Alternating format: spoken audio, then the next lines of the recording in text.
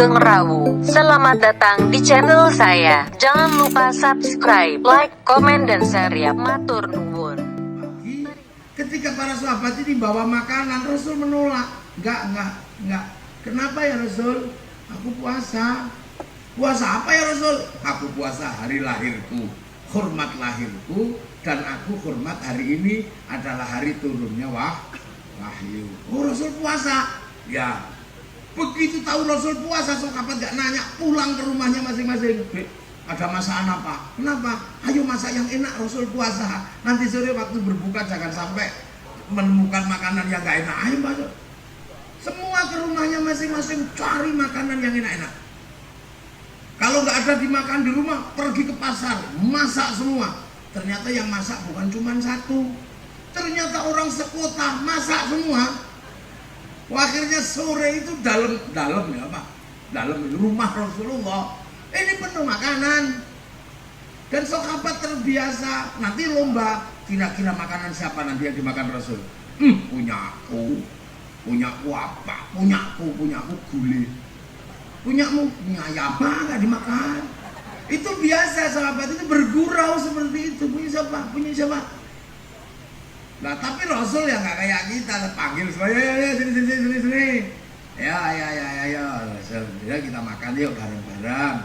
Nemeni saya buka. Allahumma barik lana fima razaqtana wa qina adzabannar. Terus Rasul mengambil sedikit. Ayo makan bareng. Sudah, yang sudah disentuh Rasulullah ini favorit. Semua barokah ya kita. Nanti kemudian setelah itu, setelah yang dipegang Rasul dijadikan makan bareng-bareng, kemudian apa? Saling berbagi. Kamu masak apa? Aku masak gulai, lama aku gak makan gulai, minta punyamu. Aku lama gak makan mie ayam, punya apa? Ada sate payau, aku minta. Nah itu nanti sisanya yang gak kemakan dibawa pulang untuk oleh-oleh keluarga. Lah itulah yang namanya membawa makanan barokah. Nah orang sekarang bertanya, loh barokahnya di mana? Ya barokahnya ada pada doa Allahumma barik lana. Makanan yang didoai doa makanan barokah akan menjadi makanan barokah. Lah makanan barokah itu kalau dimakan jadi dagingnya daging barokah. Lah daging barokah itu nggak akan dibakar oleh api neraka. Maka doa barik lana itu gandengan nyawa kina ada benar. Maka sahabat paling seneng cari makanan barokah. Lah orang sekarang nanya, masa makanan bisa nyimpen barokah? Cuma didoakan Allahumma barik. Yang Allahumma barik itu nyimpen barokah. Jangankan makanan didoakan Allahumma barik gak nyimpen barokah. Wong kaset diajak ngomong aja nyimpen. Lo kaset itu rekam nyimpen, dia puter lagi, bunyi lagi. Itu loh handphone syuting bisa nyimpen gambar. Nyimpen. Handphone bisa nyimpen kata. Jadi makanan juga bisa nyimpen. Makanya nenek moyang kita paling seneng nyimpen barokah di makanan. Kalau jadi daging barokah. Nah itu makanya ibu-ibu nggak usah khawatir.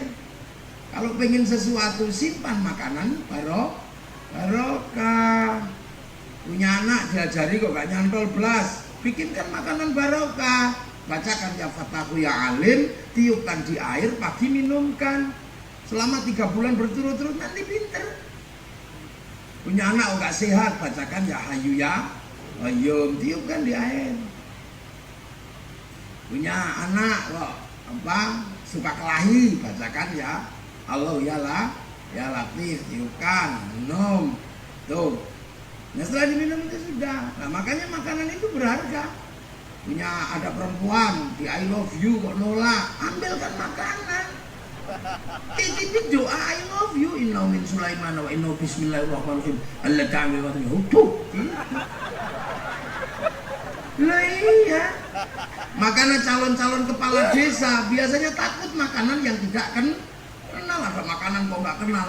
Calon-calon kepala desa, calon wali kota, calon gubernur biasanya nggak berani makan. Jangan-jangan apa? Makanan ini isinya linggis. Namanya lu bisa. Lah itu makanya ibu-ibu itu kalau punya makanan barokah, punya suami kok mau kawin lagi, ambil aja makanan barokah. Bacakan ya Rahman ya Rahim ya Rahman ya Rahim. Terus itu diudah gitu, terus nyanyikan.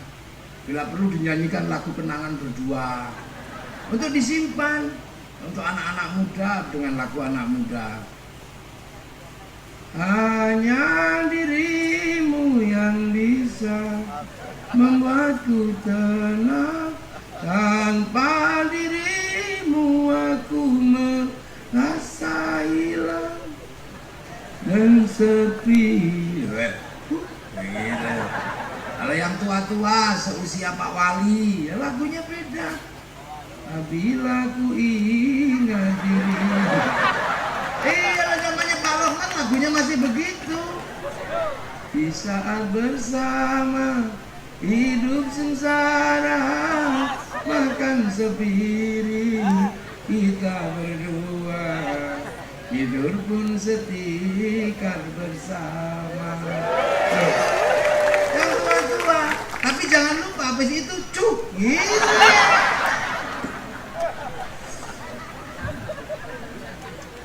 Nah orang nanya, lu masak sendiri, makan sendiri, kok tiba-tiba disebut makanan barokah? Itu kan masakannya sendiri, barangnya masih sama, kenapa berubah jadi barokah? Alah, orang begitu aja kok bingung.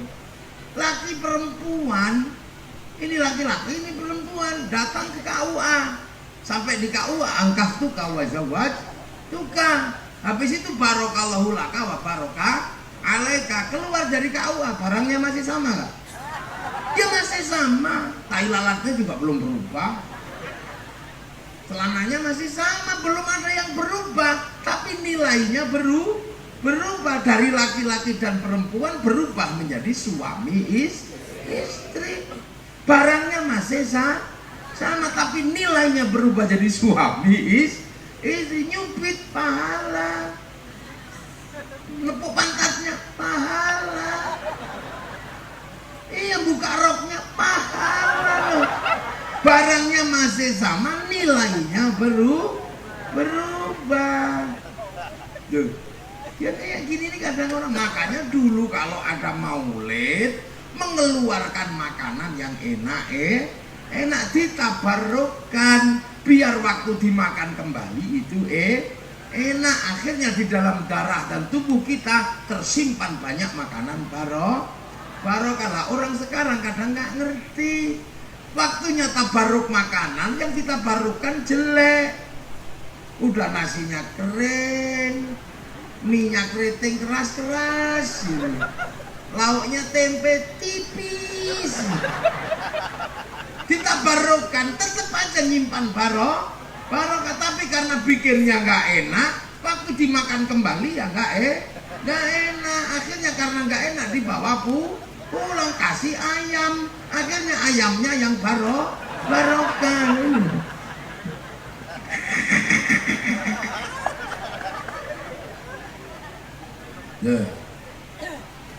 Nah itu kitabnya ada, saya mencari. Ini saya kadang malas nyari.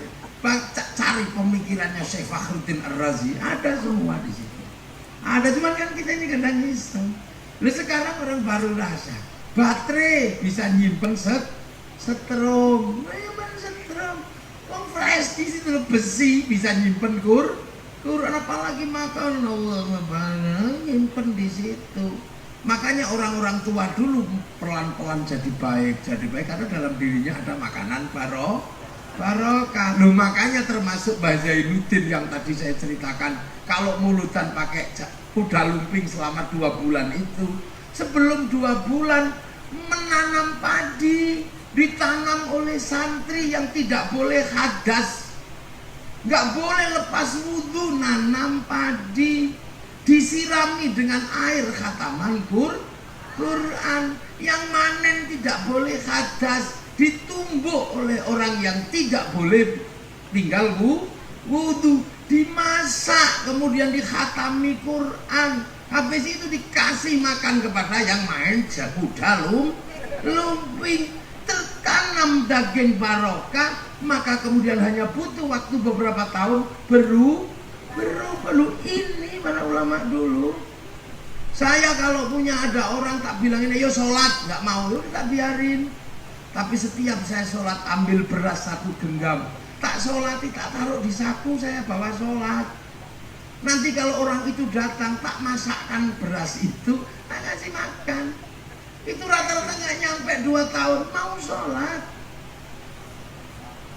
Saku ini kadang isinya beras, isinya uang. Makanya saku saya itu jarang kosong, ada uang, sholat tak ada uang. Nanti yang beling-beling itu kadang tak kasih ini untuk jajan anakmu. Tinggal tak dongani ini. Tapi percayalah, bukan doa I love you. Selalu ada kadang di sini itu ya, saku kalau dapat duit, ada duit banyak itu 20, 30 sampai 50 juta tak sholati gitu. Iya, nanti kalau yang beling-beling datang, ini kasih anakmu nanti. Itu sampai raja judi itu.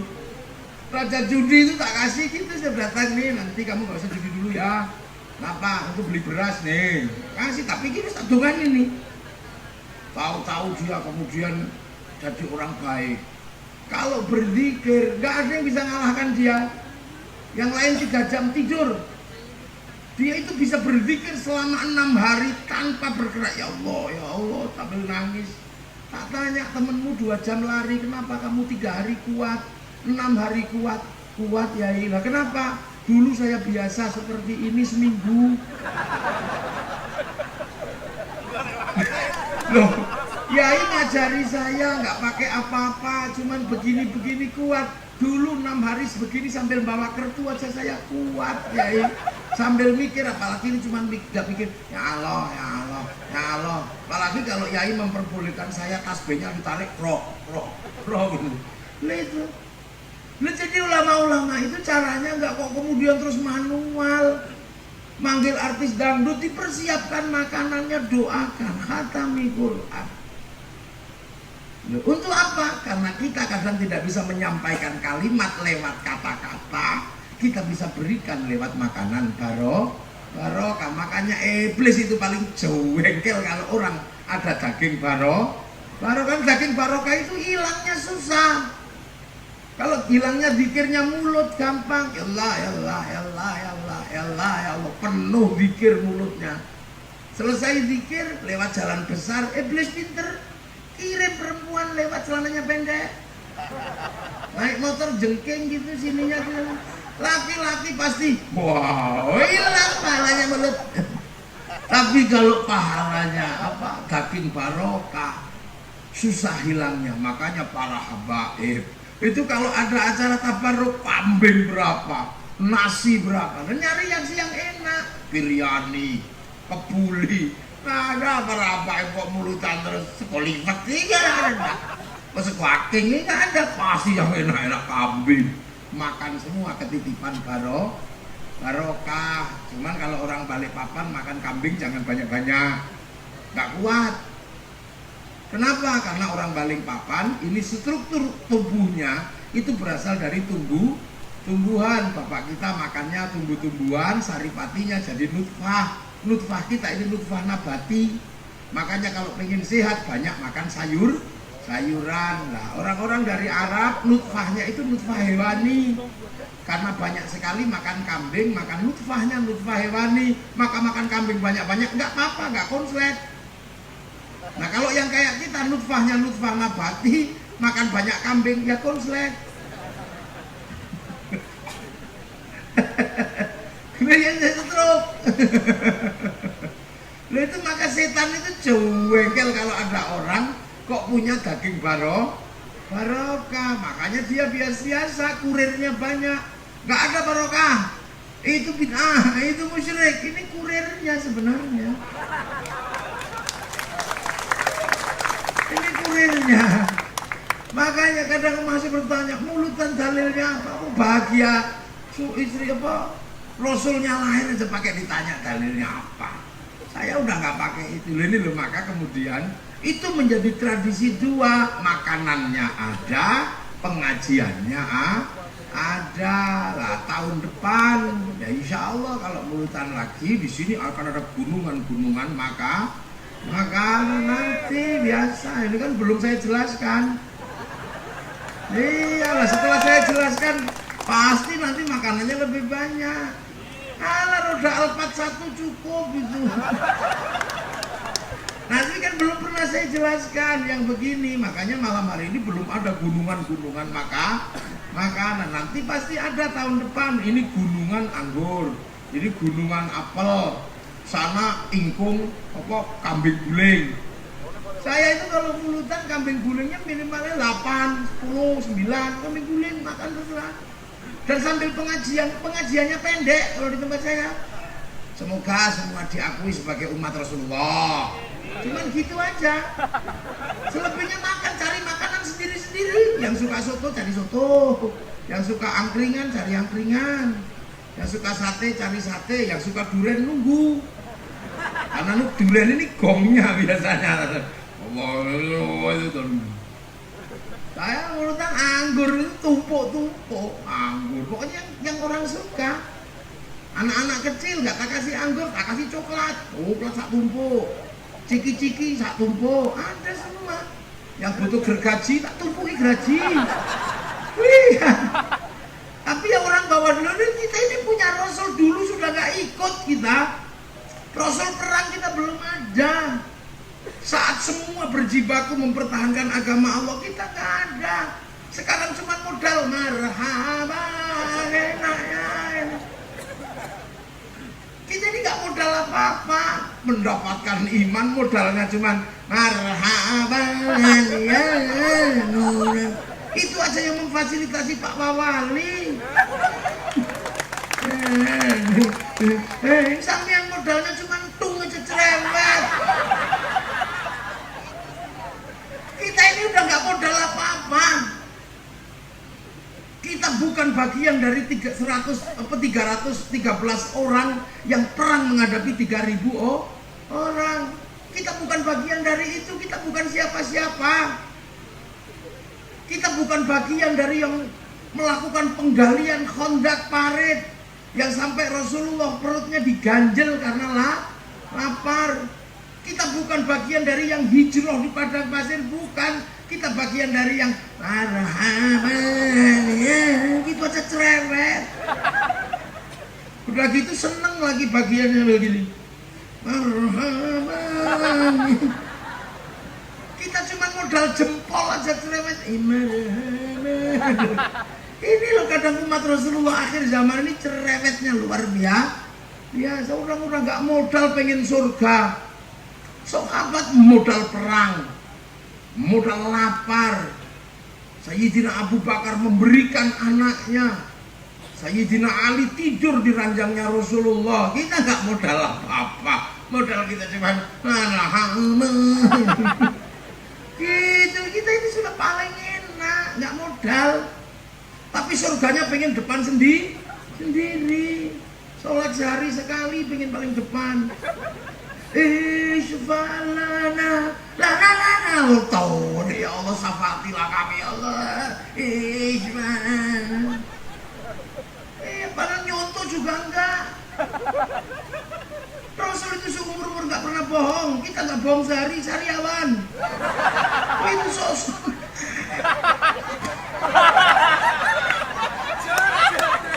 Geregetan saya kan.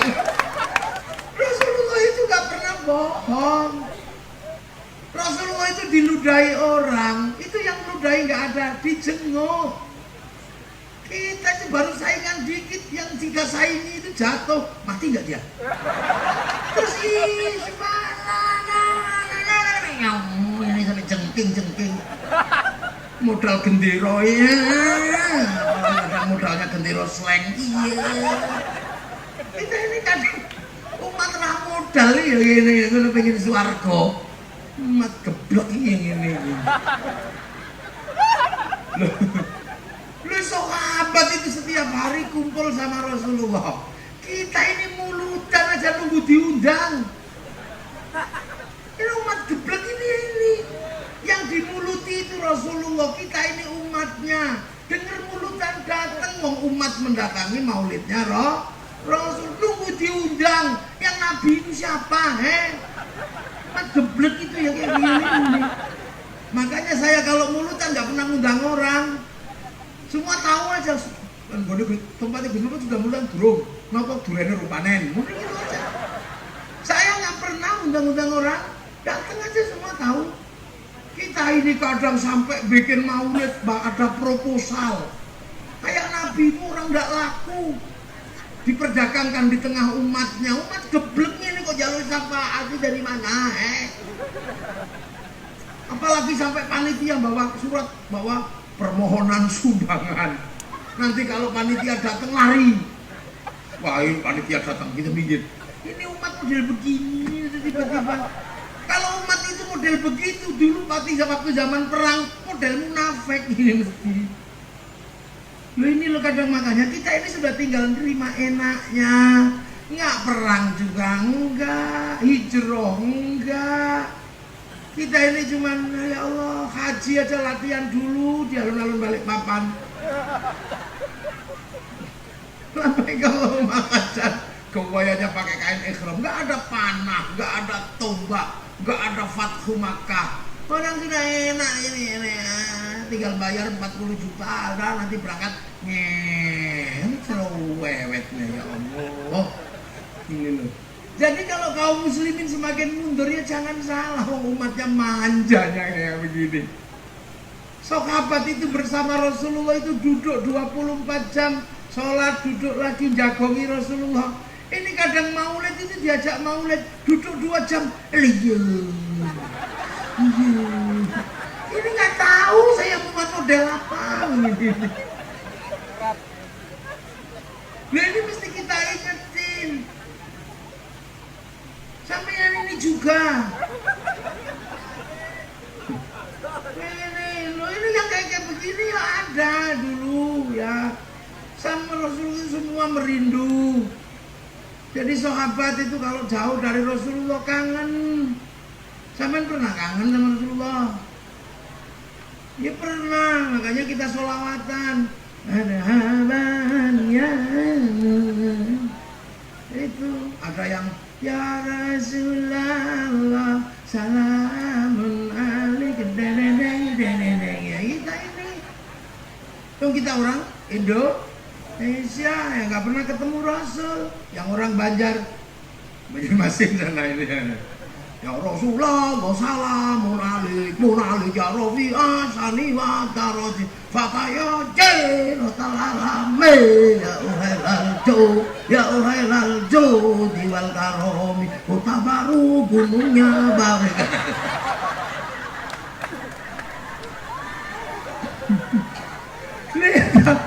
Enggak, saya ini kadang kenapa saya itu lebih suka agak tertawa kalau ngaji maulid. Karena kalau saya serius nggak bisa ngaji. Saya bayangkan Rasul itu bisa nangis. Makanya saya itu jarang terus serius ngaji pun rasito. Bubar. Malah aku nangis dewi nang kene kok guyu. Nah terus piye? Siapa tahan kalau bayangkan Rasulullah? Orang kuat. Orang yang begitu kita cintai tapi sejarah hidupnya ora kuat kita. Hati saya enggak tahan. Makanya saya sudah punya pengalaman. Akhirnya aku anggar ngaji mulutan. Tak gairi yang gembira nih. Karena aku mesti nangis serius. Lu sampeyan iki coba, Rasul jadi nabi di Mekah. Rasul jadi nabi ngadepi orang Mekah. Orang Mekah itu yang dianggap orang itu yang paling pinter bersyair dan atau kahin, dukun. Tiba-tiba Rasul disuruh jadi nabi di situ, nggak bisa baca, nggak bisa nulis. Apa nggak sulit? Rasul disuruh jadi nabi di tempat yang jago baca, jago nulis. Pada saat yang sama Rasulullah tidak dibekali baca, tidak bekali nulis. Ya pasti susah. Rasul mengaku saya nabi, tapi berada di orang Mekah yang nggak mengerti nabi. Orang Mekah kan nggak ngerti nabi. Yang ngerti nabi itu orang Yahudi sama Nasrani karena pegang Taurat sama pegang Injil. Nah orang Yahudi Nasrani itu tempatnya di Filistin, bukan di Mekah. Makanya ketika Rasulullah ngaku jadi nabi, nabi wopo. Ngapain nggak tahu? Saya kesini enak, orang balik papan ngerti saya kiai. Jadi pasti dihargai kiai. Itu jadi orang sini ngerti kiai nggak ada masalah bagi saya. Saya di pinggir jalan dikawal banser, nyulek saya ditunjuk sama banser. Ini aja saya ditunggui.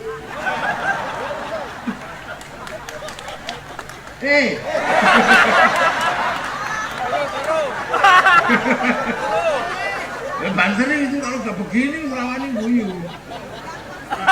Oh, pelak. Barokah. Ini pasukan saya. Lebih tinggi pangkatnya dari TNI. TNI paling tinggi bintang 5. Ini bintang 9. Karena bintang 9 maka akhirnya ya. Nah istirahatnya ya begini ya sebenarnya.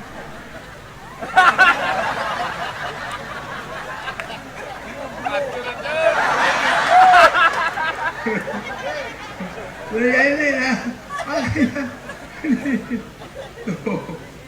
Nah, jadi saya nggak ada masalah. Saya datang ke sini, orang sini ngerti saya kiai. Rasulullah jadi nabi di Mekah, orang Mekah nggak ngerti nabi, apa nggak susah? Sudah nggak ngerti nabi, perintahnya aneh. Sudah tahu nggak ada air, suruh toharo. Suruh minum aja susah, airnya malah suruh mandi. Ini ajaran model apa? Ini kata orang. Kamu nyuruh kok aneh-aneh aja tuh, Mat. Sini minum aja susah. Kenapa kamu suruh mandi? Apalagi kalau jinabat, susah seluruh tubuh dari kepala sampai kaki harus disiram. Diminum aja susah, disuruh nyiram seluruh tubuh. Padahal jinabatnya orang Mekah nggak kayak kita kan sebulan sekali.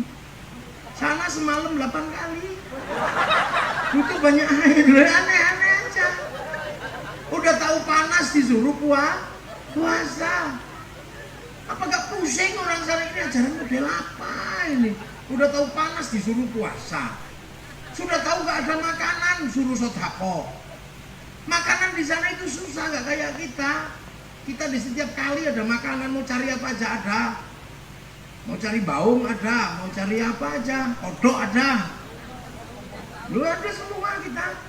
Di sana sungai nggak ada, lautnya jauh, padang pasirnya paling isinya cuma biawak, gitu. Kadal. Nah itu sih itu. Udah tahu panas kalau disuruh tawaf, disuruh di padang Arafah nggak boleh pakai tutup kepala. Sudah tahu syahwatnya tinggi, disuruh tawaf perempuannya suruh buka mukanya, ya tambah syahwatnya tambah luar biasa. Mau lihat kaki aja syahwat, apalagi lihat muka. Terus disuruh jejer-jejer keliling. Yang perempuan suruh buka mukanya, yang laki-laki suruh pakai baju nggak boleh dijahit. Itu kalau mau nakal kan tinggal wes gitu aja coba. Ini ajaran apa ini bagi orang Mekah ini? Pusing sudah nggak ngerti Nabi. Itu saya di sini ngaji kayak apapun didengerin, mau ngerti kalau saya kiai. Yang datang ngerti mau pengajian, maka saya nggak khawatir apa-apa dan saya pasti dijamu di sini. Wong ada Pak Wali, tahu beliau kiai. Kalau nggak mau menyebut Kiai Haji Ahmad Muafik, saya lebih disebut Gus Muafik. Nggak ada berani Muafik, jarang yang berani di sini siapa? Karena orang sini sudah diajari memahami ulama. Lah coba saya tiba-tiba masuk ke pedalaman Irian yang nggak ngerti dan nggak pernah diajari tentang ulama. Saya masuk sana pasti dibilang tim pemburu babi. Yakin sudah, nggak usah cerewet. Dan kita nggak usah sombong. Aku kiai, jangan kiai apa? Nggak ngerti. Jadi nggak sesederhana yang kita bayangkan. Rasul itu jadi nabi terus menangan. Ya enggak lah, mau ketemu orang yang nggak ngerti nabi. Sama saya ini ngajari orang Jerman. Orang Jerman ini ateis. Datang ke rumah. Saya disuruh membuktikan keberadaan Tuhan. Gimana cara membuktikannya? Dia pengen lihat Tuhan. Aku percaya kalau aku lihat Tuhan, ya daripada kamu mintanya aneh-aneh, nyerah aku. Akhirnya selain Tuhan apa yang gaib itu? Hantu, ghost. Nah kalau ghost tak tunjukin. Tak lihatkan hantu dia ini. Orang nggak percaya dengan hantu. Hantu berupa asap keluar dari kuburan baru 3 hari ini. Dia ketawa pingkel-pingkel. Kamu tukang sulap katanya. Coba. Lu tak pikir kan saya akan mendapatkan predikat orang sakti kan gitu, mampu menunjukkan bahwa ada hantu. Lihat dia asap keluar membentuk bayang-bayang, dia malah ketawa. Kamu ternyata pesulap hebat. Mati aku ini gimana ini? Lah kita percaya tentang gaib karena ulama-ulama kita yang dahulu sudah mengajarkan, ulama-ulama sepuh. Akhirnya dia minta tunjukkan genderuwo. Tak tunjukin beneran. Saya nggak main-main. Bawa yuk kita lihat genderuwo. Kamu pasti akan takut lihat genderuwo. Begitu tak tunjukkan genderuwo, dipegang sama dia.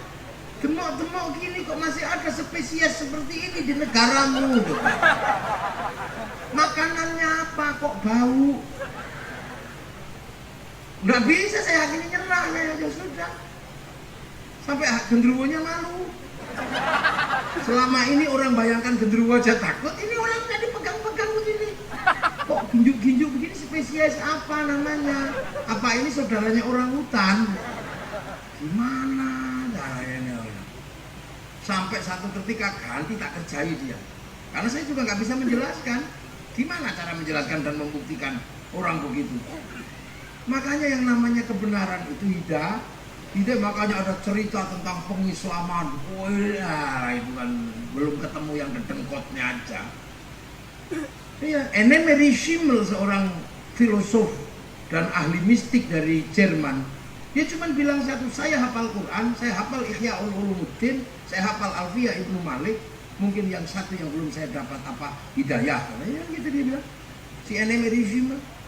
Wah, akhirnya saya tahu dia ini orang bodoh, ini yang orang Jerman yang tadi itu. Nginep di villa, tahu-tahu villa itu ada pohon pisang mateng di depannya. Nah, saya tebang buahnya, marah dia. Hei, kenapa ditebang pohonnya? Lah kenapa? Ambil aja buahnya. Loh untuk apa? Biar nanti buah lagi. Oh goblok ini orang. Dia nggak tahu kalau pisang itu sudah diambil buahnya, nggak buah lah. Semenjak itu saya punya celah ngerjai dia. Dia penelitian antropologi, akhirnya tak kerjai habis. Dia nggak mau gula putih, maunya gula merah. Tak kasih gula merah, good. Akhirnya 3 bulan berikutnya tak ajak ke pembuatan gula. Ini apa? Pembuatan apa? Japanese candy, permen Jawa. Kalau orang ngudek nira, jorok begitu keringetnya masuk ke wajan itu. Nggak apa-apa lah, orang Jawa biasa begini. Akhirnya setelah kental kan dicicak, di batok-batok itu. Dia mulai ngerasa, loh kok ini seperti yang saya makan setiap hari. Begitu dok saya dikejar, gimana kalau saya mati? Kalau kamu mati, orang Jawa udah mati dari dulu karena ini. Oh ya rasional. Nah besoknya dia minta selalu ikan itu harus segar, dia nggak mau ikan mati. Jadi harus ikan tak carikan lele, kan paling awet hidupnya, masukin timba. Setiap hari dia makan lele, terus makan lele. Iya. 2 bulan berikutnya tak ajak ke Cianjur. Dia ada orang di atas empang itu kan Itu ngapain? Saya bilang, oh negerimu primitif, nya begitu. Iya, itu namanya WC helikopter. Saya bilang. Nah kalau setiap kan ada plung gitu kan. Plung, nah kalau ada plung, makan lele itu di bawah itu. Dia nanya, apa itu? Monster. Mana dia percaya monster. Akhirnya disyuting sama dia. Begitu lihat lele, saya kau kejar keliling. Jadi selama ini kamu aku kasih makan yang begini. Ya iya. Kalau aku mati, enggak lah, orang sini makanannya begitu. Nah yang ketiga, habis tak kerjai. Karena dia bilang negerimu biadab. Kenapa biadab? Dia penelitian tentang tenaga kerja pabrik. Nah ada pabrik tebu, pabrik gula ini kan. Orang habis motong tebu itu kan biasanya ibu-ibu Terus kalau mau pulang kan naik truk. Negerimu biadab, masa para pekerja naik truk? Truk ini kan angkut babi. Masa orang kamu anggap babi? Oh ya sudah, maumu apa? Besok harus pakai mobil AC. Ya udah, besok tak siapkan. Tak siapkan elep ber-AC. Soalnya baru begini negerimu, baru negeri beradab. Tapi ibu-ibu tak kasih makan Indomie, campur sawi, minumnya cendol warna-warni. Habis itu tak kasih kue rainbow, blonteng-blonteng gitu, makan segar. Nah, itu naiklah bis elep, mobil elep yang asenan ini. Nah ini baru negeri bagus, nggak biadab. Saya udah ngerti apa yang akan terjadi. Maka saya di depan sama sopir. Si Londone ini tak taruh sama ibu-ibu yang bekerja. Seneng dia sambil nyanyi-nyanyi. Dapat 1 kilo,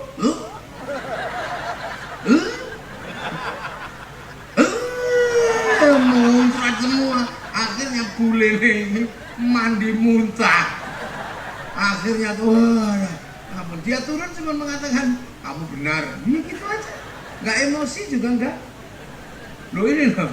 Jadi Rasulullah itu menghadapi situasi yang nggak mudah. Sementara di satu sisi yang menunggu Nabi itu orang Yahudi, orang Nasrani. Di Mekah Rasul nggak dipercaya karena nggak ngerti Nabi. Begitu Rasul jadi Nabi, ditunggu sama orang Yahudi Nasrani.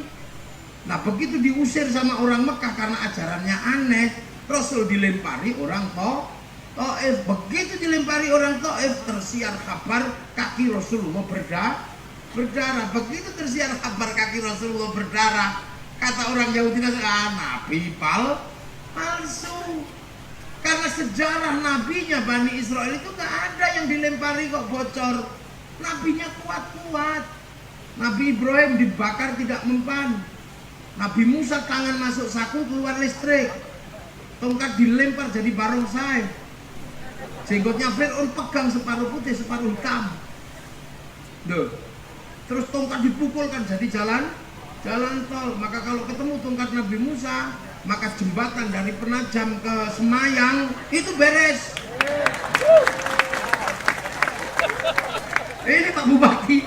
Nah, tongkatnya ada di tempat saya. Iya, bisa dirental. Iya. Gampang kalau mau itu. Bisa cus itu, tongkatnya di tempat saya. Benar, saya nggak bohong. Ya, kecil tongkatnya. Cuman untuk tanda tangan aja. Yang dibutuhkan adalah tanda tangan presiden. Iya, kita ses.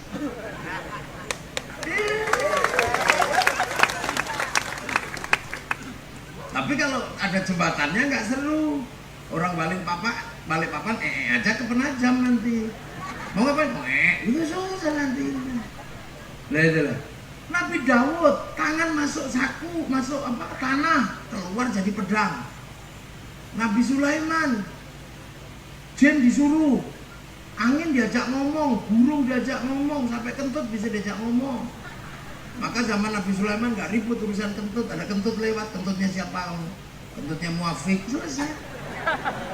Nabi Isa orang buta dipegang matanya melek, orang mati gue itu bangun.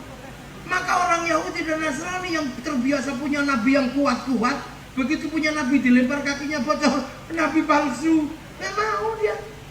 Oh palsu ini bukan nabi, karena sejarah nabi keras semua. Nabi Nuh kuat, namanya Unuk itu pohon dicabut, dan Allah juga nggak main-main, nantang nabinya mati gitu aja kalau sebelum Nabi Muhammad. Nabi Nuh ditentang tenggelam mati. Nabi Ibrahim ditentang mati dimakan cikumunya. Kena nyamuk malaria mati. Nantang Nabi Musa mati tenggelam di laut. Nantang Nabi Isa mati kena lepra. Nah zaman Nabi Muhammad ini berubah, nantang Nabi gemuk. Jadi tren kenabian berubah. Makanya banyak sekali orang yang salah paham tentang Nabi. Nabi ini nabi terakhir. Nabi ketika manusia sudah berbuah banyak menjadi bangsa dan dan suku Nabi dengan jangkauan rahmatan lil alamin. Nabi Adam aja baru sekeluarga, begitu gede, 60 dirok, sak dirok segini, 60 dirok berarti sekitar 55 meter, gede Nabi Adam itu. Sungai Mahakam paling selutut, itu Nabi Adam. Makanya kadal zaman Nabi Adam besar, segede dinosaurus, itu kan kadal gitu. Nah zaman itu jangkauannya masih segitu, makanya urusannya urusan cinta. Zaman Nabi Ibrahim baru satu negara, zaman Nabi Musa satu negara, umatnya mainnya baru sampai Mesir dan Filistin. Belum ada umat Nabi Musa main sampai Balikpapan, belum ada. Nah ketika Nabi Muhammad jadi nabi, manusia sudah jangkauannya sudah seluruh dunia, maka tanggung jawab Nabi Muhammad rahmatan lil alamin. Tapi pada saat yang sama, yang ekstrim-ekstrim, yang keras-keras tidak diberikan kepada Rasulullah, tapi Rasulullah dikasih bekal akhlak. Ini loh yang membedakan.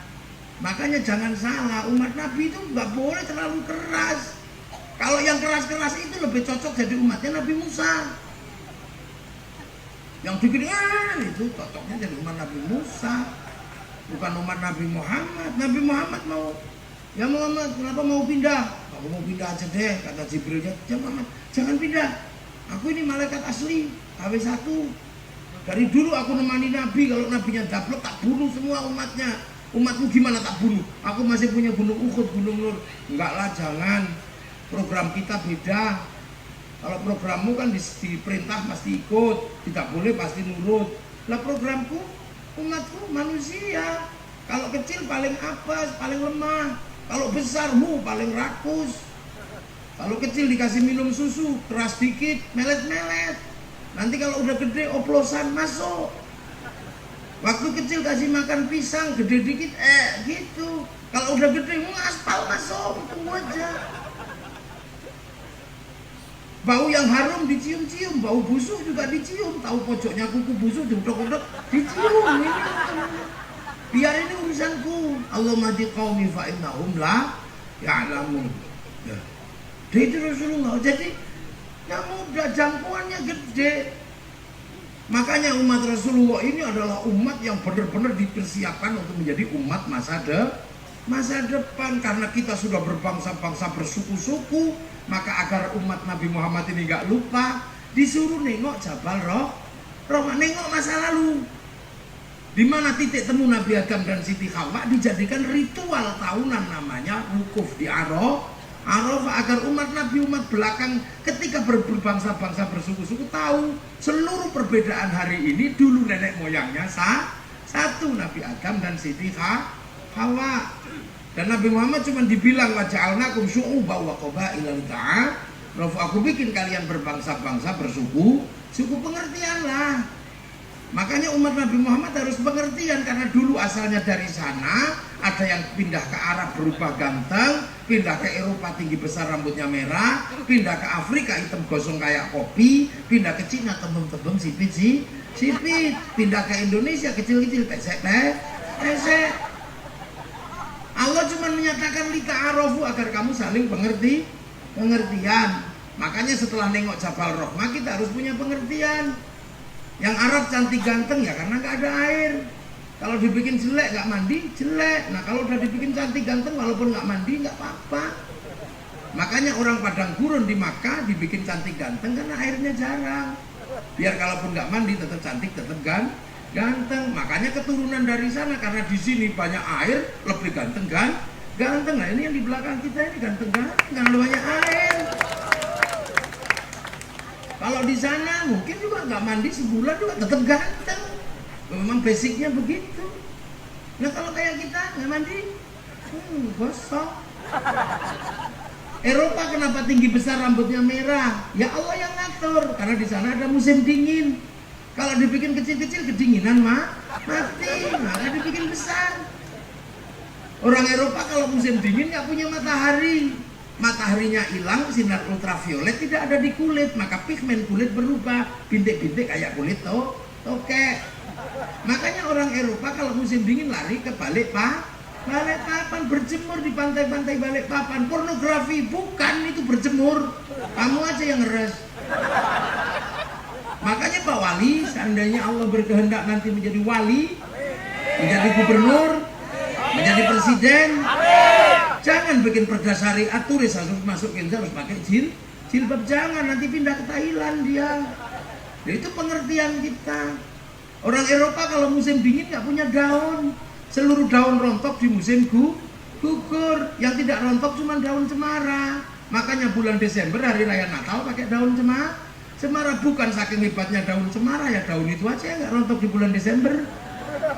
Makanya seandainya Natal itu asli Balikpapan, bisa daun jambu, bisa daun mangga. Makanya nggak usah emosi. Jangan kau tanam cemara di depan masjid kami. Itu pohon Kristen. Semenjak kapan pohon punya agama? Besok kalau ada hari raya Natal, jangan aku itu pohon Kristen. Enggak, itu kan dulu yang nggak ada cuman itu, dihias. Sama dengan kita, karena kita nggak punya kambing terlalu banyak, maka ingkungnya pakai ayam. Kalau ingkung kambing kegedean, berhubung di sana nggak ada ayam, maka kambing guling. Orang gitu aja kok repot. Afrika kenapa hitam gosong? Ya harus begitu. Karena Allah menitipkan singa di Afrika. Lah kalau dibikin putih dikejar singa, kelihatan. Nah kalau dibikin hitam gitu, begitu tengkurap dikira kayu ulin, kelihatan. Ini caranya Allah mengatur ritme kaum muslimin. Yang di Cina kenapa tembem sipit? Musim dingin salju turun, mataharinya keluar, silaunya luar biasa. Kenapa di tempat kita jadi kecil-kecil pesek-pesek? Gak ada masalah. Karena Allah menempatkan kita di belahan buminya yang paling indah, namanya Indonesia. Makanya kita syukuri kita menempati Indonesia. Saya ini penjelajah dunia.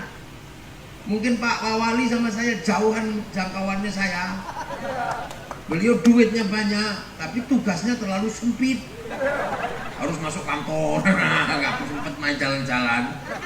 Makanya walaupun bawa banyak uangnya, nggak bisa kemana-mana. Senin masuk kantor, Selasa masuk kantor. Itu. Loh kalau saya terserah, saya enak-enak saya.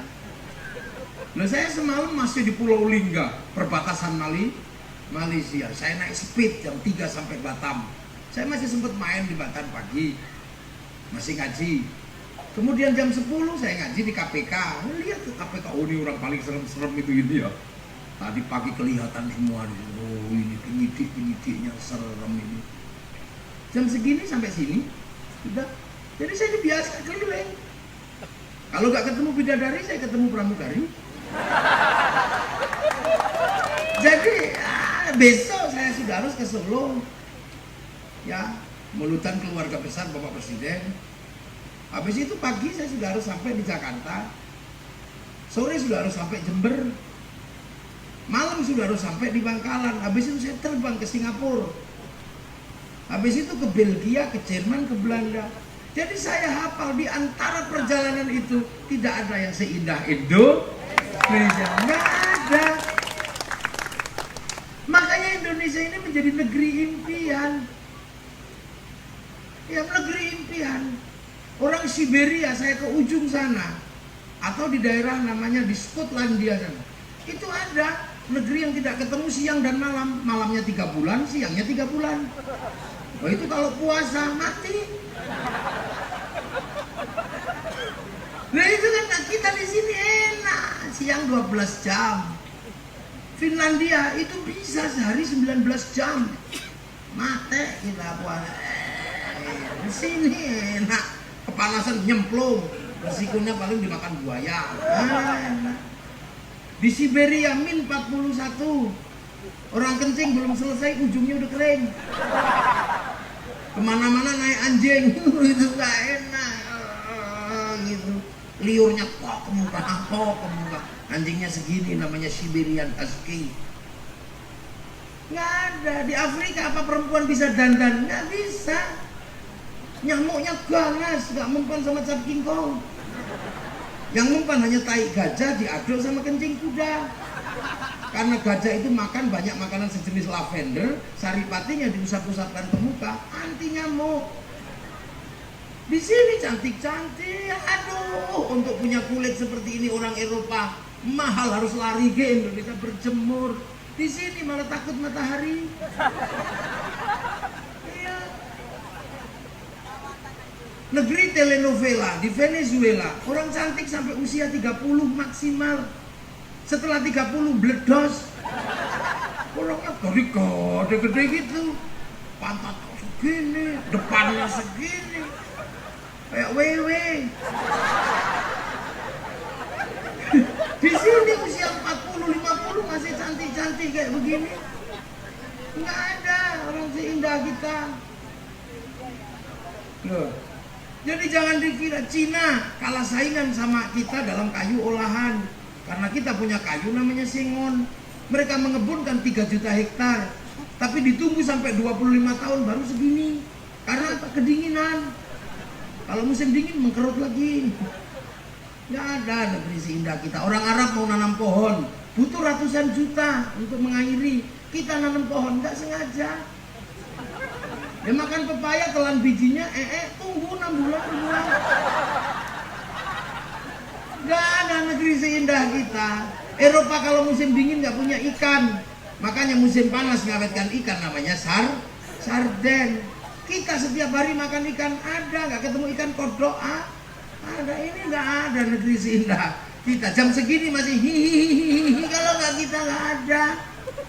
Orang Malaysia jam segini sudah nggak boleh bunyi-bunyi, speaker harus mati. Makanya nggak ada alasan terus kriminalisasi ulama, nggak ada di Indonesia. Ulamanya aja yang kriminal. Tiba-tiba kita ini suka bikin huwa-huwa sendiri, akhirnya we-we.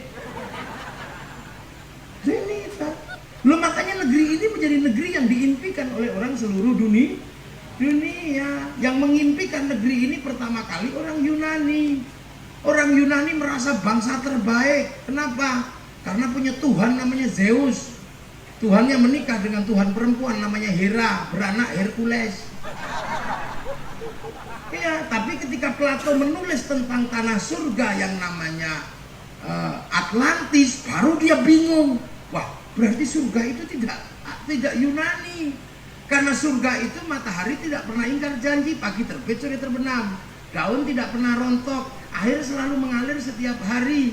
Hawa tidak panas dan tidak dingin. Berarti Yunani bukan surga. Maka ngirim Bartolomius untuk mencari tanah surga. Ketemu kawasan namanya Jabadiu atau Argir, tapi dia gagal pindah karena konflik Kreta sama Sparta. Akhirnya apa? Mualim kapalnya yang membawa bangsanya geser ke kawasan surga. Dipimpin oleh Raswida namanya Kudunga mencari masuk tanah surga. Ketemu apa? Kan gitu. Ketemu sebuah pulau namanya Maldives, bikin kerajaan Salangkanaya. Dan di situ bukan surga. Akhirnya punya anak namanya Kudunga, geser ke kawasan Kalimantan Timur, punya anak Mula Warman, membangun kota besar kerajaan pertama di Nusantara namanya Kutai Kartanegara. Yang basisnya ada di mana? Di Muara Kaman, yang tidak diurus oleh pemerintah Kalimantan Timur. Maka tak doakan bahwa Wali jadi gubernur nanti biar ada urus. Saya datang ke sana itu belantara nyamuk tok. Coba, itu adalah titik awal Nusantara. Sebelum berubah menjadi bangsa sebesar ini, mulainya dari Kalimantan Timur. Maka kau yang memulai, jangan sampai kau yang mengakhiri. Jadi bukan tanpa alasan kalau presiden pengen pindah ke Kalimantan Timur. Karena disinilah titik awal pergerakan menjadi bangsa Nusantara. Kenapa? Karena anak Mula Warman geser ke ujung kulon namanya Dewa Warman, membangun kekuatan baru namanya Salokonegoro. Punya anak namanya Purna Warman masuk pedalaman Jawa Barat bikin Tarumanegara. Punya anak Senasana geser ke Ciamis bikin kerajaan Galuh. Yang Sima geser ke utara bikin Kalingga. Anak Sinasanahan namanya Sanjaya, bangun peradaban besar di Jawa Tengah namanya Mataram. Yang di situ kemudian pecah dua antara Wangsa Sailendra sama Wangsa Sanjaya, yang Sanjaya Hindu, yang Sailendra Buddha. Sempet konflik sampai akhirnya Raja Sanjaya nggak berani jadi raja, dikejar sama Garung yang Wangsa Buddha. Akhirnya kemudian si Sanjaya pergi ke India belajar ilmu arsitektur, pulang dikenal dengan nama Resi Gunadarma. Yang Sanjang Garung semakin keras, gelarnya Semaratungga. Setiap lihat orang Hindu bunuh. Akhirnya hampir habis orang Hindu. Tiba-tiba mau bikin candi, karena bodoh semua, nggak punya arsitek. Cari arsitek nggak ketemu, ketemunya orang Hindu namanya Panuko atau Gunadarma. Maka disuruh bikin candi. Akhirnya ada candi Hindu, ada candi Buddha, tapi modelnya Hindu karena yang bangun arsiteknya Hindu, namanya Sambara Budura. Nah itu yang bangun siapa arsiteknya? Ya si Panuko atau Gunadarma yang orang Hindu. Nah si Semaratungga anti Hindu, bunuh aja semua. Tapi bangun candi arsiteknya orang Hindu. Sampai satu ketika anak Gunadarma namanya Pramodawardhani jatuh cinta. Jatuh cinta sama siapa? Sama orang Hindu tadi itu. Akhirnya mau tidak mau orang Buddha harus menikah sama orang Hindu karena cinta. Makanya kalau anti jangan nemen-nemen. Kemarin 01, 02 udah selesai. Jangan-jangan anakmu saling jatuh cinta. Nggak serius. Loh akhirnya rukun. Si Panuko bergelar Rakai Pikatan. Itu loh asalnya. Makanya jangan pernah mengatakan Candi Borobudur adalah bikinan Nabi Sulaiman, apalagi Nabi Sulaiman dari Sleman, itu bohong. Nabi Sulaiman itu bertempat pada tempat namanya Ardul Muqaddasah, dan itu Baitul Maqdis, bukannya Sleman. Ngawur ngarang penemenan. Nah setelah itu rukun. Bala Putra Dewa pulang ke Palembang, sudah tidak ribut agama, Sriwijaya besar. Yang namanya Sindok pindah ke timur bikin Doho Kadiri, nggak ribut agama, jadi besar. Singosari mampu menaklukkan 2/3 dunia. Jadi bangsa ini bangsa yang besar, mampu menaklukkan Mongolia menaklukkan Arab, menaklukkan Cina, menaklukkan Eropa, takluk dengan bangsa Nusantara namanya Kertanegara. Rukun. Dan dikukuhkan kembali oleh pemerintahan Majapahit dalam Bhinneka Tunggal Ika, berbeda-beda tetapi tetap satu jua. Makanya semenjak itu Hindu jaga Buddha, Buddha jaga Hindu, dan warisannya sampai hari ini masih bisa kita rasakan. Makanya kalau ada hari raya Natal, Banser jaga gereja. Jangan kau salah pahami, itulah warisan asli bangsa Indonesia.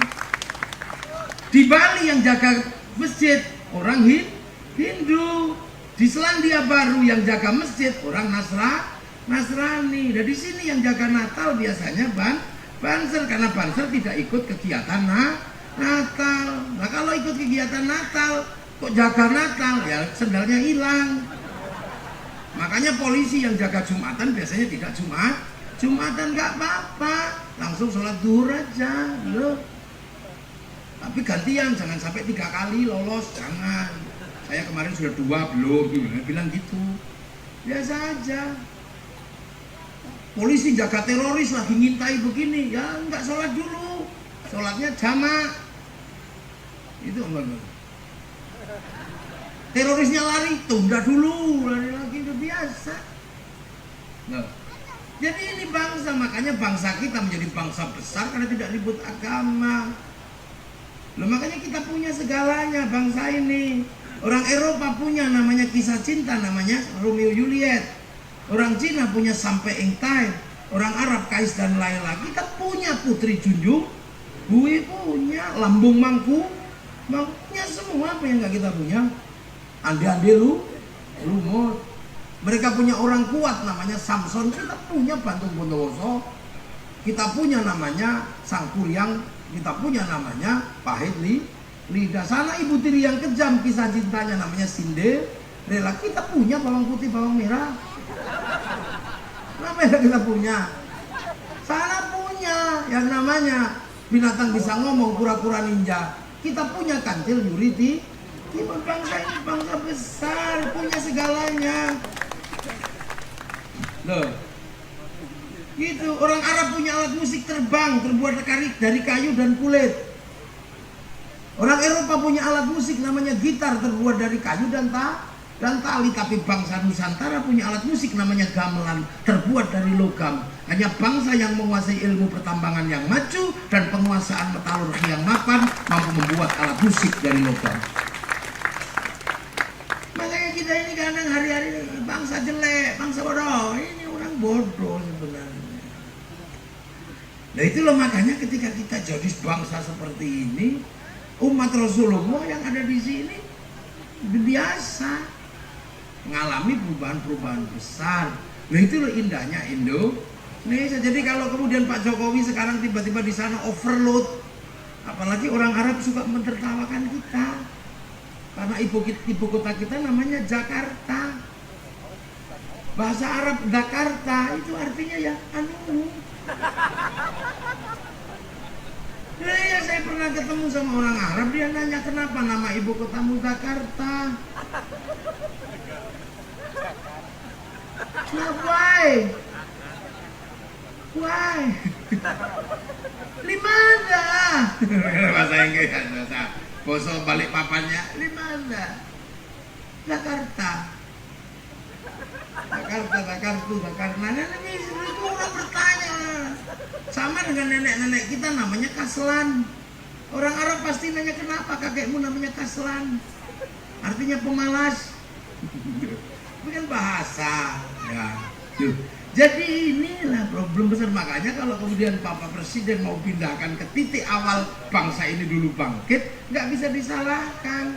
Ada sejarah di balik itu semua. Dan coba direview. Yang sering ngomong itu siapa? Saya yang sering ngomong. Jadi maka nanti harus bayar royalti saya. Iya, royaltinya cukup duren melak lah. Ini loh. Oh, main AC. Ya, karena orang sini panas. Nah, jadi bangsa kita ini bangsa yang udah jadi. Nah Rasulullah ini di sana. Ini. Makanya kadang kemudian Rasulullah ini begitu menghadapi situasi seperti Makkah, seperti Madinah, perbendaraannya berbeda, yang keras-keras dihilangkan, tiba-tiba berubah menjadi kelembutan.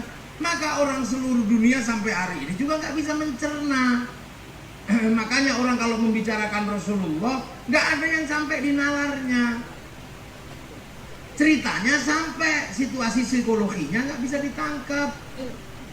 Semua tahu sejarah bahwa Rasulullah menikahi Siti Aisyah usia 10 tahun, tapi nggak ada yang ngerti di balik itu bagaimana orang 10 tahun kok riang gembira dinikahi orang 50 tahun.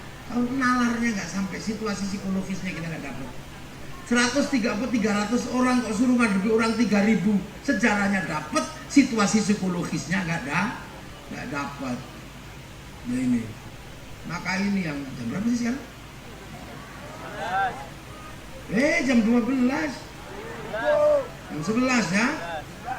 Oh tapi kalau di tempat saya udah jam bener ini jamku 22.59.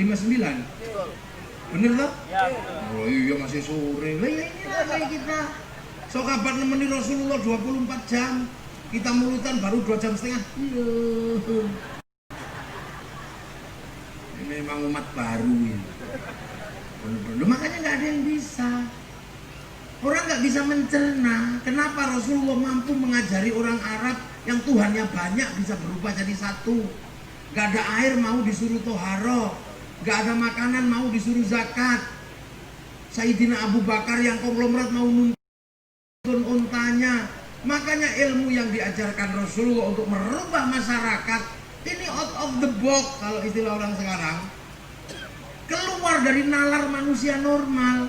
Makanya tidak ada yang berani meletakkan Rasulullah di bawah tokoh dunia manapun. Alexander the Great mampu membangun Romawi, raja. Fir'aun mampu bangun piramid, raja, bisa nyuruh. Dinasti Qin bisa membangun the Great Wall, dia raja. Nah ini raja bukan, panglima perang bukan, tapi mampu melakukan pekerjaan-pekerjaan yang melampaui raja, mampu melampaui panglima perang. Nah ini yang nggak bisa dicerna oleh nalar manusia. Maka jangan sekali-sekali mudah, ini Rasulullah. Nah yang ngerti itu siapa? Sahabat, karena sahabat hidup bersama Rasulullah. Generasi berikutnya nggak tahu persis karena diceritani sahabat. Nah generasi yang diceritani sahabat namanya tabi'in. Generasi berikutnya diceritani tabi'in, sudah nggak ketemu Rasul, nggak ketemu sahabat. Yang diceritani tabi'in namanya tabi'in. Yang diceritani tabi'in namanya tabi'in. Nah, kita ini ceritani siapa? Diceritani al ulama warasatul anbiya. Maka kita ini sudah namanya tabi'un panjang. Maka kalau mari kita teladani Rasulullah, ntar dulu karena sekarang banyak orang langsung mencontoh Rasul. Langsung Rasul begini, akhirnya konslet. Karena pangkatnya bukan pangkat sahabat. Ini pangkat muridnya ulama yang ada di balik papan. Makanya ada ilmu namanya ahli sunnah wal jamaah. Ahli sunnah ini siapa? Nabi. Wal jamaahnya Nabi siapa? Sahabat. Wal jamaahnya sahabat siapa? Tabi'in. Wal jamaahnya tabi'in. Lah kita ini wal jamaahnya ulama. Maka gayanya ya gaya muridnya ulama. Lah ini yang kadang orang tidak mau menjadi murid ulama, langsung pengen jadi muridnya Nabi. Nah ini yang kemudian namanya jet lag itu ya ini, atau missing link itu ya ini. Makanya sekarang kaum muslimin sering ribut sendiri. Di antara umat yang paling gaduh dan paling ribut sekarang kaum muslimin. Kenapa? Karena ada orang-orang yang lupa pangkatnya, pengen mendapatkan pangkat langsung seperti muridnya Nabi, ya konslet. Maka jangan lupa ada ahli sunnah wal jamaah. Sahabat gak ditulis Quran, bang sahabat apal Quran, tapi sahabat ditinggal Rasulullah nulis Quran. Tulisannya sahabat lungkek-lungkek kayak cacing karena generasi pertama. Maka tabi'in gak bisa baca. Maka oleh tabi'in Qurannya sahabat yang lungkek-lungkek kayak cacing kasih titik-titik tahun 65 Hijriah. Disebar lagi generasi berikutnya nggak bisa baca, titik-titik nggak cukup. Maka diharokati oleh Syekh Khalil bin Ahmad Al-Farahidi tahun 150 Hijri yang disebar lagi yang baca beda-beda. Orang Andalusia jadinya wadduha, orang Turki mustaqim, orang Padang lakanui, orang Sunda allazina, orang Jawa alhamdu ya hayu ya qayyum ya kayu yuka. Orang Bali sirotol lagi enam kali makan dulu kali meledol. Orang Bugis alaihim. Ya orang Bugis kan kalau alaihim. Kalau N dibilang eng, kalau eng dibilang N. Mau kemana? Mau ke ban. Ambil apa? Ambil uang. Untuk apa? Bayar utang. Oh hebat ini orang ambil uangnya jadi ban untuk bayar hutang. Wah hebat ini. Orang Bugis gak bisa, makanya Abdurrahman keluarnya berdua mang. Ini Bugis alaihim. Loh, makanya ada ilmu baru namanya at-tajwid fi qiraatil Quran. Gitu loh, makanya ulama-ulama sadar. Saya aja misalnya nggak bisa langsung ini saya ketemu Rasul, nggak bisa. Saya ngajinya sama ulama, sama kiai. Diajar pertama bapak saya diajari oleh gurunya diajari oleh gurunya lagi di langitan sana.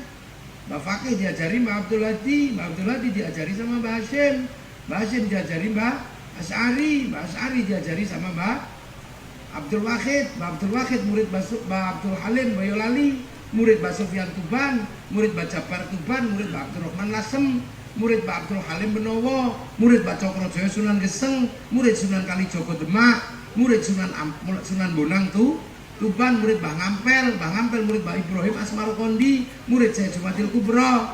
Syed Jumadil Kubro diajari sama Syed Muhammad Pasir, murid Syed Syed Ahmad Jalaluddin Campa. Diajari Syed Abdul Malik Mongol, murid Syed Alawi Amil Fakih, murid Syed Ahmad Sohib Mirbat, murid Syed Ali Khalid Qasam, murid Syed Alwi, murid Syed Muhammad, murid Syed Alwi, murid Syed Ubaidillah, murid Syed Ahmad Al-Muhajir, murid Syed Aisyah, murid Syed Muhammad, murid Syed Ali Uraidi, murid Syed Ja'far Shadiq, murid Syed Bakir, murid Syed Ali Zainal Abidin, murid Sayyidina Hasan Husain, murid Sayyidina Ali. Nah ini yang murid langsungnya Rasulullah Muhammad Sallallahu Alaihi Wasallam.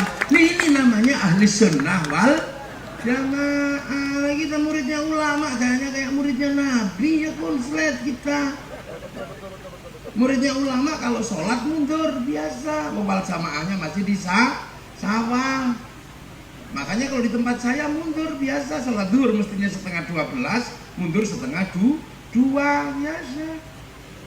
Allahu Akbar, Allahu Akbar. Belum datang, Robbana ya Robbana. Gak datang juga, tombo hati, pegel nambani hati ini dewe. Masih gak datang, baru diurugian, jangan datang. Muridnya ulama suruh berjubah, ya gak bisa. Yang bisa berjubah sahabat, karena satu bangsa, satu tempat. Nah orang sini disuruh berjubah, nggak jadi nanam padi, nggak jadi panen sawit, maka baju jubah dipotong. Ini disebut baju syar'i. Begitu sampai sini dipotong, potongannya namanya syar'un. Lah syar'un orang sini lama-lama geser jadi saruan jadi sarungan. Makanya orang Indonesia kalau takbir Allahu Akbar biasa. Karena aurat laki-laki baina surra war rubah, pusar sama lutut, dipakai sarung dilinting sehingga ada cantolannya. Makanya takbirnya Allahu Akbar nyantol. Sempurna ini takbirnya kalau pakai sarung. Begitu nggak pakai sarung Allahu Akbar segini karena khawatir melorot. Ini guyonan santri, nggak usah dianggap serius. Nah ini yang nggak ngerti. Sholat misalnya kalau di Mekah sana ya khusyuk karena pemancar utama. Lah di sini kan pemancar lokal, sinyalnya kadang hilang. Allahu Akbar, ada ting enggak so. Ya namanya pemancar lokal. Lah geratak ya Allah sepatu kuku hujanan. Iya. Akhirnya habis sholat biar bocornya ini tertambal pakai dikira-kira la ilallah. Ada yang komplain, sahabat kalau pikir diem, kenapa kamu geleng-geleng kepala? Ya sahabat murid Rasulullah diem begini hatinya kepada Allah. Nah orang balik papan diajak diemnya tidur. Ini namanya ahli sunnah wal. Ya, kenapa pakai bunyi? Ya biar denger yang tua-tua, biar bisa menirukan. Puasa apa enggak sama aja puasa dari dulu, khaitil abyadi khaitil aswadi, sinar putih sinar hitam. Tapi di sini nggak kelihatan sinar putih karena terhalang pohon, maka pakai imsak. Habis itu jangan sering keluar karena puasamu nggak khusyuk, karena sering lihat jambu, lihat mangga. Daripada nggak khusyuk kamu tidur. Dalilnya apa Kiai? Naumuso imin tidurnya orang puasa itu ibadah. Nah kalau orang Arab keluar rumah nggak masalah karena lihat padang pasir. Siapa yang pengen makan padang pasir? Nggak ada. Loh makanya karena kita lebih banyak tidur, maka akhirnya kiainya sepi, pergi ke pasar beli mercon. Akhirnya di tempat kita kalau puasa dar, maka polisi tidak usah emosi. Karena bagi santri mercon adalah perangkat ahli sunnah wal jamaah. Biasa aja. Terus malam dokrek di tempat saya biasa. Sahur enggak sahur sakarepmu. Sahur enggak sahur sakarepmu. Sing penting aku wis buka turu. Tangi ora tangi sakarepmu. Itu kan biasa. Selesai puasa halal Nah itulah cara Indonesia. Puasanya tetap haji ke alun-alun balik balik kalau makajan kapannya triplek solawatan ya karena nggak ketemu ya Kanjeng Nabi Muhammad lahir di Mekah dina Senin 20 tahun kaca. Yang santri-santri ya marhaban ya nural aini marhaban marhaban marhaban jannal husaini Allah marhaban marhaban. Santri yang muda-muda kan gitu. Wassalamun mustamirun kulakini atajaddad. Santri muda, santri tua ya. Allah ya Nabi salam alaika ya santri tua. Ibu-ibu dangdutan ya Rasulullah salamun alaika ya Rabbi Aisyah. Langsung nyantol Pak Wali. Tadayyaji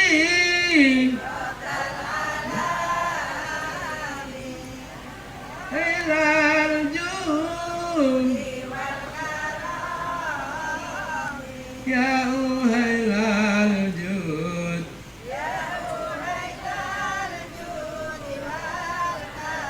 duhai senangnya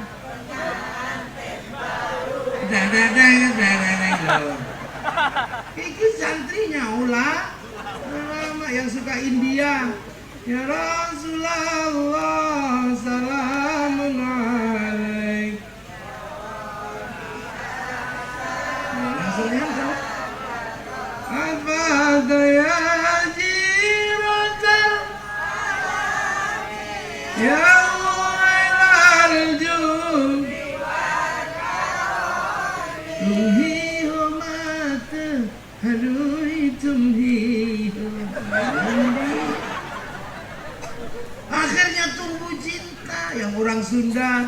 Ya Rasulullah salam assalamun alaik wa daraji adbataya ratal alami ya hailal ju eslilin macet. Nah ini sudah yang turunan Jawa ya. Ya Nabi salam ya Rasul salam Anglia numpak ya. Jadi indahnya santri di Indonesia. Akhirnya tumbuh cinta walaupun gak ketemu Rasul. Akhirnya Habib saya datang sholawatan ya nana ya nana ya nana ya nana ya nana Nabi Muhammad kalikan min Allah aha aha aha aha aha ya nana. Udah saya nggak bisa nirukan pokok-pokoknya itu. Kalau depannya taruhan bagusan saya. Iya, nah pokok-pokoknya itu yang susah. Loh makanya kadang orang nggak paham bahwa cinta bisa ditumbuhkan dari solawatan. Komplain apa solawatan kok lagunya berlebihan, pakai joget segala. Ini mahabbah, ini cinta itu joget biasa. Pacar jauh, yes ini biasa. Apa cinta berlebihan anta Samsun anta Badrun. Kalimat mahabbah itu dari dulu berlebihan, tidak seperti fakih. Dek, wajahmu seperti purnama. Berapa berlebihan? Ya enggak. Bahkan kalimat mahabbah itu sering seperti musyrik. Ya Rabbi bil wa fa'aballigh maqa. Itu musyrik. Loh kalimat cinta kok kamu musyrikkan. Dek, sehari aku tidak bertemu denganmu, mati aku. Ya musyrik. Masuk nggak ketemu sehari mati. Ingin ku mati bila tak ingat dosa. Ingin rasanya aku pulang. Nah itu kalimat cinta kamu bahas tawur gitu. Masa kepalamu segede itu mau kembali ke rahim ibu? Nggak bisa. itu dibahas. Loh ini loh. Makanya mahabbah pada Rasulullah jangan kamu